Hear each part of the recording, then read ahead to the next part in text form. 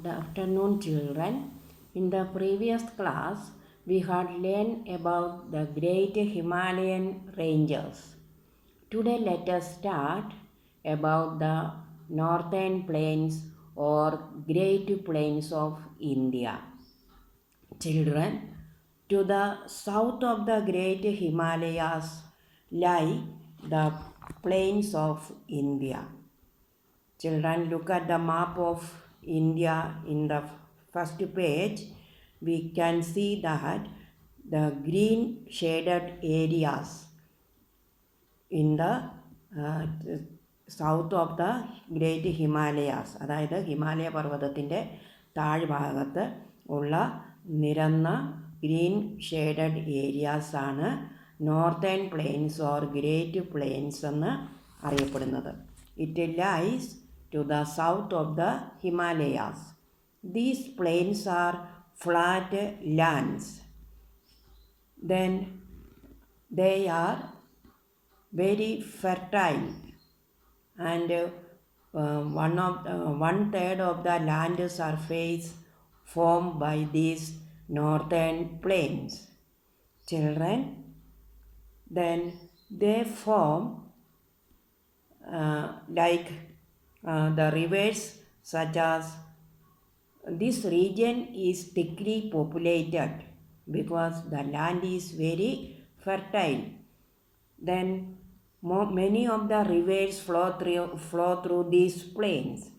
Rivers such as Ganga, Yamuna, and Mahanadi, Godavari, Krishna, Kaveri, etc. are flowing through these plains.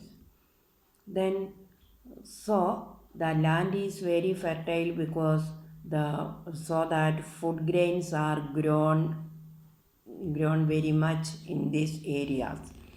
There are narrow strips of plain lands along the eastern and western side of these northern plains. Then these narrow strips meet at the south of India, that they called Kanyakumari. Meet at Kanyakumari in the south. Then these lands are very fertile and they form most of the area of land surface. Children, next we can study the plateaus. Deccan Plateau or Southern Plateau. When we look at the map, we can see in the middle part, in the center of India, then orange colored part, that is called Deccan Plateau or Southern Plateau. It is also cone shaped, you can see in the map. Then you will understand that. Then this southern plateau of India is shaped like a cone. It has a flat surface, though it is higher than the surrounding plains. So it is called Deccan Plateau. This type of high land with a flat top is called a plateau. Deccan Plateau covers a large part of India.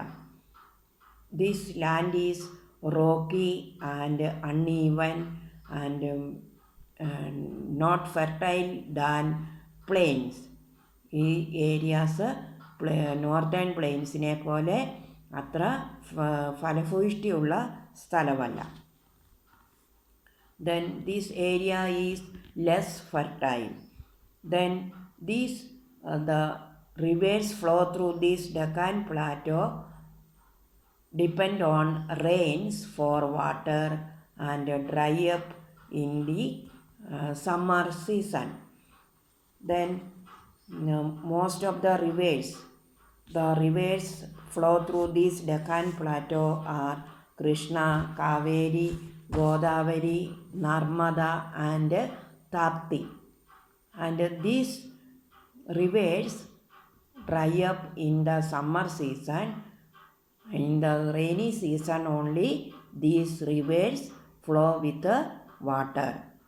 Then the Deccan Plateau is the Deccan Plateau have so many mountain ranges, that is slow ranges, that is called Eastern Ghats and Western Ghats.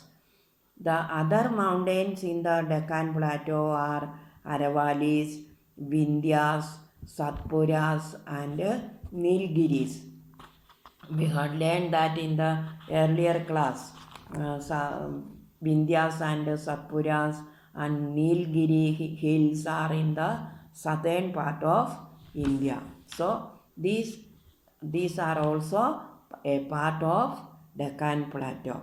Then some parts of the Deccan Plateau are covered with thick forests. Children, I am going to read today's portion. Once listen carefully. The plains. Many parts of our country have flat and level land. These areas are called the plains. To the south of the Himalayas lie the great plains of India. Rivers such as the Ganga and Yamuna flow through these plains. These rivers have made the land fertile. Thus, food grains are grown here. There are narrow strips of plain lands along the eastern and western coast of India. These plains meet at Kanyakumari in the south. Rivers such as the Narmada, Tapti, Mahanadi, Godavari, Krishna and Kaveri flow through these plains and merge into the sea. Plateaus. The southern part of India is shaped like a cone. It has a flat surface, though it is higher than the surrounding plains. This type of high land with a flat top is called a plateau. Deccan Plateau covers the largest part of India.